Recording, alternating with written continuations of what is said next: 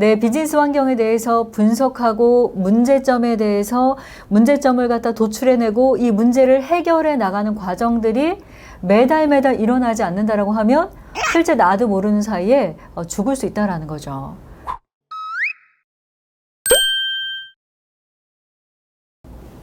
반갑습니다. MN컨설팅 연구소 김상미 대표입니다. 날씨가 상당히 춥습니다. 이틀 전에는 눈이 왔고요. 그래서 저희 사무실에서 내려다 보이는 경복궁 이 앞마당에 눈이 아주 소복하게 쌓였어요. 그리고 그 눈이 녹는 것이 안타까운 날씨인지 연일 날씨가 굉장히 춥습니다. 여러분 추위에 감기 조심하시고 그리고 특별히 개인 방역에 더 힘쓰는 기간이 되시기를 바랍니다. 요즘에 저한테 컨설팅 요청하는 분들의 이슈를 좀 정리를 해보니까 이런 질문을 많이 하세요. 대표님, 식당을 30년 했습니다. 근데 이제 어떻게 해야 할지 길을 좀 알려주세요. 그럼 제가 이런 이야기 합니다. 첫 번째는 단기 계획을 세워야 돼요. 장사를 할 때 가장 어려운 것 중에 하나는 멘토가 없다라는 거예요. 실제 학교에 다니면 선생님이 있고요. 그리고 회사에 다니면 사장님이 있습니다.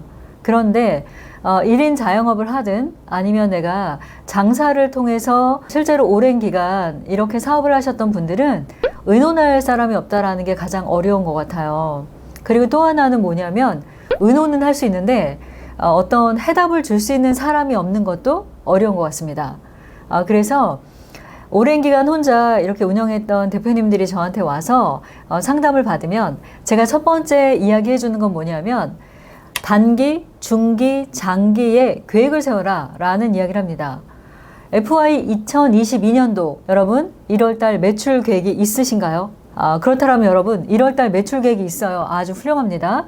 그렇다라고 하면 이 매출 계획에 대한 실행 방안을 명확하게 가지고 계시는지 체크해 보시기 바랍니다. 내가 오늘 매출 목표는 100만 원이에요. 그러면 이 100만 원을 매장에서 몇 퍼센트, 배달로 몇 퍼센트, 밀키트나 또는 다른 형태로 몇 퍼센트의 매출을 올릴 것인가 라는 구체적인 계획이 있어야 돼요. 그리고 1월달 매출이 예를 들어 3천만 원이다. 그러면 여러분 2월, 3월, 4월 계획도 가지고 계시나요? 이것도 체크해 봐야 돼요. 이건 뭐냐면 자영업자의 보릿고개는 1월달입니다. 이유 중에 하나가 뭐냐면 여러분도 아시겠지만 2월달에 구정이 있어요. 그리고 2월달에는 이 마에 등록금을 내야 되는 기간이기도 합니다. 50대가 넘는 이 부모님들 같은 경우에는 대학에 다니는 자녀들의 등록금이 엄청난 목돈이 되기도 해요. 그리고 구정을 준비하는 분들도 상당히 부담감이 있습니다. 그러다 보니 1월 달에는 장사가 상당히 좀 안 되는 경우들이 많이 있어요. 내가 실제 장사를 해보니 1월, 2월 달에는 어떤 요인으로 안 되고 3월 달에는 어떤 이벤트가 있고 여러분이 장사 경험을 통해서 얻게 된 노하우들이 있으시죠. 그럼 이런 계절별로 나는 어떤 프로모션을 만들어야 할까? 나는 고객한테 어떤 서비스를 통해서 더 많은 판매를 촉진해야 할까?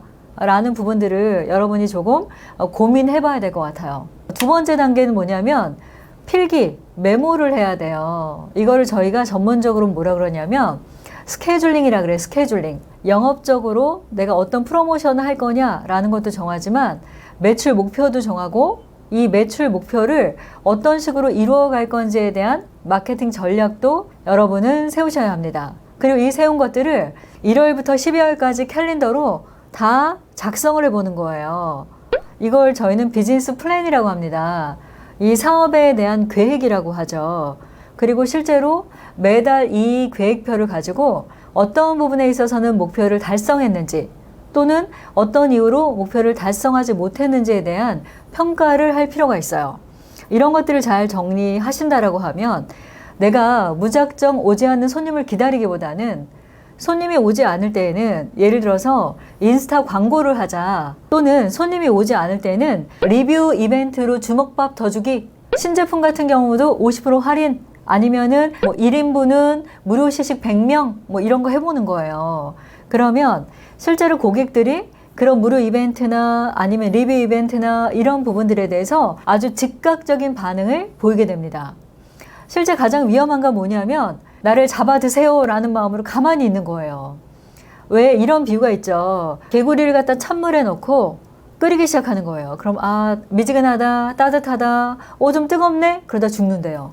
다시 말해서 비즈니스 환경에 대해서 분석하고 문제점에 대해서 문제점을 갖다 도출해내고 이 문제를 해결해 나가는 과정들이 매달 일어나지 않는다라고 하면 실제 나도 모르는 사이에 죽을 수 있다라는 거죠. 그래서 신년이다 보니까 여러분에게 제가 이런 이야기를 하고 싶어요. 2022년도 매달 나는 얼마의 목표치를 가져갈 것인가 라는 것들을 정하시고요. 두 번째는 한번 적어보세요. 또 구체적으로 이렇게 쪼개서 생각해 보는 거예요. 오늘 하루의 매출을 실제 얼마까지 내가 매출을 잡을 것이고 그 매출에 대해서 어떤 방식으로 매출을 만들 것인가에 대한 마케팅 플랜들을 꼼꼼히 짜본다라고 하면 훨씬 더 여러분이 계획한 것들을 이루는데 용이하지 않을까라는 생각을 갖습니다. 밀키트를 처음 시작하는 분들이 저한테 이렇게 이야기합니다. 대표님, 오프라인으로 장사가 되지 않아요. 그래서 이제는 밀키트를 좀 해보려고 연락을 드렸어요 라고 하면 제가 이런 이야기를 합니다. 우선 밀키트를 만들기 전에 진단을 먼저 해봅시다 라고 얘기해요. 이건 뭐냐면 오프라인 매장이 왜 안 되는가를 먼저 분석하는 게 1번이에요.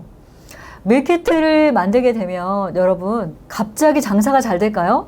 그러지 않아요. 오프라인 매장의 문제점이 어떤 건지 분석을 해서 이 문제점을 해결만 해도 장사가 잘 되는 분들이 의외로 많아요. 그리고 두 번째는 뭐냐면 실제로 내가 밀키트를 만들어야 돼요. 그러면 이 밀키트를 만들 때 여러분 원가 분석을 해야 합니다. 이 원가는 뭐냐면 밀키트는 여러분 트레이라고 해서 이 용기에 담고 뚜껑을 씌우거나 실링한 이 밀키트에 슬리브를 끼우거나 띠지를 두르거나 아니면은 외포장이라고 해서 보온 보냉으로 된 팩이나 박스에 집어넣게 돼 있어요. 그러면 이 모든 과정에서 들어가는 것들이 다 비용이에요. 그런데 우리는 어떻게 생각해요? 많이 팔면 되지 라고 생각해요. 그거보다는 나의 밀키트가 몇 인분으로 만든다라는 걸 결정한 다음에 어떻게 포장할 건지에 대해서 포장 원가를 계산해 봐야 돼요. 포장 원가까지 계산이 됐어요. 그러면 어떤 플랫폼에서 팔 거냐, 내 매장에서 팔 거냐, 스마트 스토어에서 팔 거냐, 마켓컬리에서 팔 거냐, 다양한 여러분의 계산이 필요합니다. 이건 뭐냐면 예를 들어서 배달의 민족은 약 33%, 마켓컬리 몇 프로일까요? 마켓컬리도 만만치 않아요. 그럼 마켓컬리 수수료, 홈쇼핑으로 갔을 때 홈쇼핑 수수료, 다른 매장으로 갔을 때는 다른 매장의 입점 수수료라는 것이 있죠. 카드 수수료 이외에도 이런 수수료율을 여러분이 원가에 넣어서 계산을 해보면 과연 내가 밀키트를 파는 게 답일까? 답이 아닐 수도 있어요. 그래서 내가 밀키트를 팔 거다라고 하면 밀키트에 대한 원가 구성을 하고요. 기존에 팔고 있는 나의 음식과는 차별화된 상품을 만드는 것이 뭐예요? 밀키트입니다. 기존에 팔고 있는 가격 그대로 어차피 서빙 안 하고 임대료 안 나가니까 저 밀키트 할래요. 이렇게 단순하게 출발하면 큰 낭패를 볼 수도 있다는 거죠. 그래서 2022년도에는 여러분이 내가 얼마의 매출을 일으킬 것인가? 두 번째, 이 매출을 어떻게 일으킬 것인가? 그리고 세 번째, 과연 밀키트를 하면 돈을 많이 벌 것인가? 이런 것들을 그냥 돈을 많이 벌겠지, 잘 되겠지가 아니라 구체적으로 생각하는 그런 시간을 갖기를 권해드립니다.